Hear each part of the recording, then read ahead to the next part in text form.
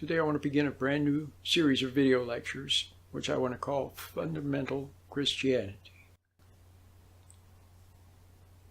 The very first one is maybe the most important. And this is a fundamental lesson that you need to understand. You cannot forgive anyone. God forgives. But even if someone errs, and you see it, in other words, you see the error, but you don't judge them for it. You don't hate them for it. You don't condemn them for it. You don't puff up and get a little sense of superiority to them. You don't have contempt for them. You just see the error. It's the difference between discerning and judging.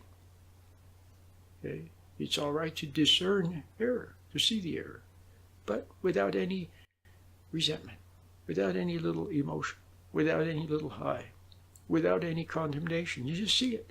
See how simple? So then if you don't judge the person with that, you don't have to forgive them because you never judged them. You don't hate them. You see?